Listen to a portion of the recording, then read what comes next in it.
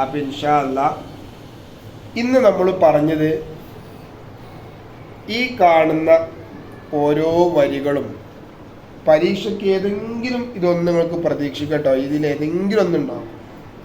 ഇതിലിപ്പോൾ ഇത്രയും നേരം ഉസ്താദ് പറഞ്ഞത് എന്താ അറിയോ, നീല നിറത്തിൽ ഉസ്താദ് ഇങ്ങനെ അടയാളപ്പെടുത്തിയാണ്. അതിപ്പോൾ നമ്മൾ വായിക്കുമ്പോൾ പറയണോ പറയണ്ടേ?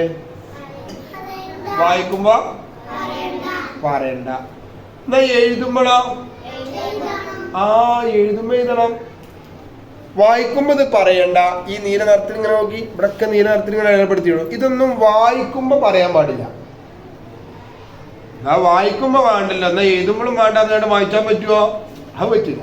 എഴുതുമ്പോൾ അവിടെ ഉണ്ടാവണം, വായിക്കുമ്പോൾ നിങ്ങളത് പറയുന്നേ വേണ്ട. അവിടെ അങ്ങനെ കടന്നോട്ടെ. അപ്പൊ നോക്കി, നമ്മൾ ശരിക്ക് നമ്മളുടെ അക്ഷരത്തിന് വാവിട്ടെടുത്തിട്ടുണ്ടെങ്കിൽ നീട്ടണമെന്നല്ലേ പഠിച്ചത്. അപ്പൊ ഊ എന്ന് പറയണം. ലാമിന് നമ്മണ്ട്, വാവിട്ടെടുത്താൽ ലൂ പറയണം. ഊലൂന്നാ പറയണ്ടി. പക്ഷേ ഇവിടെ അങ്ങനെ പറയില്ല. ഈ വരും ഈ വരും ഈ വരും നല്ലോണം ശ്രദ്ധിച്ചോണ്ടി. ഇത് ഏതെങ്കിലും ഒന്ന് പരീക്ഷയ്ക്ക് ഉണ്ടാവും. അതെന്തിനറിയോ? ഈ കുട്ടിക്ക് ഇത് വായിക്കാൻ മനസ്സിലാക്കണോ നോക്കാനാണ്. ചിലവർ നമ്മ കഴിഞ്ഞിട്ട് വാവ് കണ്ടാൽ നീട്ടി പറയും. ചിലപ്പോൾ കെസിൽ കണ്ടാണ്ട് യാവ് കണ്ടാൽ തീ നീട്ടി പറയും. ചിലർ ഇവിടെ നോക്കി ഇതൂ കണ്ടാണ് വാവിട്ടുണ്ടെങ്കിൽ ഇതൂ നീട്ടി പറയും. അങ്ങനെ പറയാൻ പാടില്ല. അതിനാണ് നമ്മൾ ഇതുവരെ വായിച്ചത്. എങ്ങനെ വായിച്ചത് നോക്കി. ഉലുൽ അൽബാബ്, ഉലുൽ അൽബാബ്. ഉലു പറഞ്ഞില്ല, നേരെ ഉ ലു, അത് കഴിഞ്ഞിട്ട് ൽ. അപ്പൊ ഈ രണ്ട് വാവും പറയണ്ട.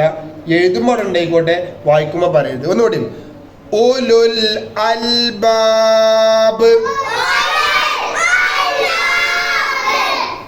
ദിൽ ഔതാദ്, ദിൽ ഔതാദ്.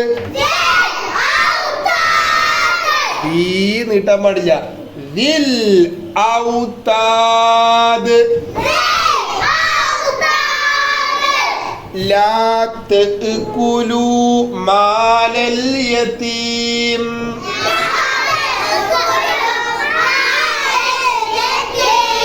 ലാ തഅകുലു മാലൽ യതീം.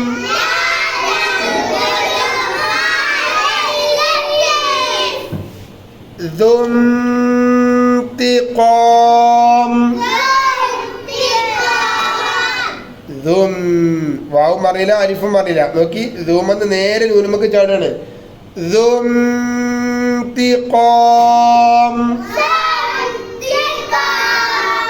ദുംതിഖാം. അപ്പൊ ഈ പറഞ്ഞതൊന്നും നീല നിറത്തിലുള്ളത് വായിക്കാതെ, അത് വായനയിൽ കൊണ്ടുവരാതെയാണ് പറയേണ്ടത്. ഉലൂൽ അൽബാബ് പറയാൻ പാടില്ല, ഉലുൽ അൽബാബ്. ദീൽ ഔതാദ് പറയാൻ പാടില്ല, ദിൽ ഔതാദ്. ദുംതിഖാം പറയാൻ പാടില്ല, ദുംതിഖാം. ഓക്കെ, ഇൻഷാ അല്ലാഹ് മറക്കരുത് ട്ടോ. ഇനി ഇതിന്റെ താഴെ നോക്കി. ഹാദാ, ഹാദാ, ذلك ذلك إله إله لكن لكن له له ബിഹി ബിഹി. ഇതിൽ നിന്നും ഏതെങ്കിലും പരീക്ഷയ്ക്ക് ഉണ്ടാവും. അതെന്തിനാ അറിയോ? നിങ്ങൾക്ക് ഇങ്ങനെ ഇട്ടാൽ വായിക്കാൻ മനസ്സിലായിക്കണോ നോക്കാൻ വേണ്ടിയിട്ടാണ്. ചില കുട്ടികളത് ഹദ എന്ന് പറയും. അല്ല, ഇതുപോലെയാണോ ഫത്ത്? ഇനി ഖുർആനൊക്കെ നിങ്ങൾ ഇങ്ങനെ കാണും. അപ്പൊ നിങ്ങൾ നീട്ടിയാണ് പറയേണ്ടത്. ഹദ എന്നല്ല ഹാദ, ദലിക്ക എന്നല്ല പറയാ ദാലിക്ക, ഇലഹുൻ എന്നല്ല പറയാ ഇലാഹുൻ, ലക്കിൻ എന്ന് പറയാൻ പാടില്ല ലാക്കിൻ. അപ്പൊ ഇങ്ങനെ ഒരു അക്ഷരത്തിന്റെ മേലെ കണ്ടാൽ നമ്മൾ എന്താവണം? നീട്ടി പറയണം. നീട്ടാൻ പത്ത് നീട്ടാൻ പറയാൻ പറ്റുമോ? ഇല്ല. പിന്നെ ഇവിടെ നോക്കി ഖുർആൻ ഇങ്ങനെ കുറെ നിങ്ങൾക്ക് കാണാം. ലഹു ബിഹി അങ്ങനെയല്ല പറയാ. ഇവിടെ നിങ്ങൾ ഖുർആനിൽ നോക്കിയാല് ഖുർആനിൽ നിങ്ങൾക്ക് ഇങ്ങനെ കാണാം ഈ ലമ്മുള്ള ഹാന്റെ അടുത്ത് ഇങ്ങനെ ചെറിയ ഒരു വാവ് കാണാം. കെസറുള്ള ഹാന്റെ അടുത്ത് ചെറിയൊരു യാവും കാണാം. അത് എന്തിനറിയോ? കുറച്ച് നീട്ടിയിട്ടാണ് ഇത് പറയാ. ലഹു ബിഹി അങ്ങനെയല്ല പറയാ. എങ്ങനെ പറയാ? ലഹു പറയണേ. ബിഹി ലഹു ബിഹി കുറച്ച് നീട്ടണം. അതങ്ങനെയാണ് അതിന്റെ വായന. അതങ്ങനെ തന്നെ മനസ്സിലാക്കി. ലഹു ബിഹി അങ്ങനെയല്ല, കുറച്ച് നീട്ടി പറയട്ടോ. ലഹു ബിഹി. ഓക്കെ. അപ്പൊ ഈ രൂപത്തിൽ നിങ്ങൾ നീല നിറമുള്ളത് പറയാതെ അത് കൊണ്ടുവരാതെ വായിക്കണം. ഇവിടൊക്കെ ഇതുപോലെയുള്ള അലിഫാണ് അല്ലെ ഫതഹാണ് നിങ്ങൾ കാണുന്നെങ്കിൽ നീട്ടിയിട്ട് പറയാം. ഓക്കെ. ഇനി നമ്മൾ 4 4 വരി ഉണ്ട്. 3 നമ്മൾ മുമ്പ് പറഞ്ഞു തന്നെയാണ്. എന്നാലും ഒന്ന് വായിച്ചു നോക്കി. ഉലുൽ അൽബാബ്.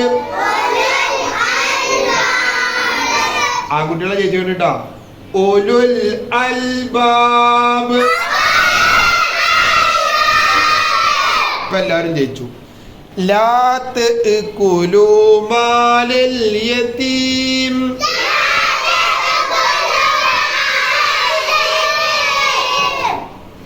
ദിൽ ഔതാദ്.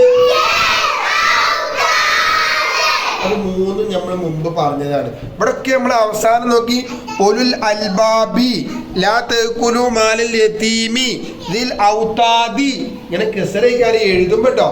പറയുമ്പോ അങ്ങനെ പറയരുത്. പറയുമ്പോ ഒക്കെ സുക്കൂനായിട്ട് ഉലുൽ അൽബാബ് ലാ തഅകുലൂ മാലൽ യതീം ദിൽ ഔതാദ് പറയുമ്പോ അങ്ങനെ പറഞ്ഞു. ഓക്കെ. ഇനി പുതിയ ഒരു വരി ഉണ്ട്. ഇതൊക്കെ നമ്മളിവിടെ കണ്ടങ്ങനെ ഇതുണ്ടോ? മലായിക്കത്തുന്ന അറിയാ? അങ്ങനെ നീട്ടി പറയണം. മലായികത്തും ശത്താ.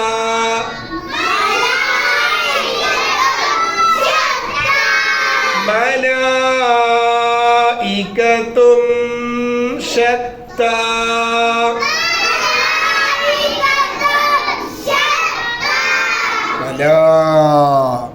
ഈ നടുക്കല് ഹംസ കസ്ര വന്ന കൊട്ടിലല്ലേ വരിക. ഇതൊക്കെ മനസ്സിലാക്കിയിട്ട് എന്ത് ചെയ്യാ? ഇൻഷാ അല്ലാ വായിക്കട്ടോ. അപ്പൊ ഇത് നന്നായി നിങ്ങൾ എന്ത് ചെയ്യണം? വായിച്ച്. ഓക്കെ.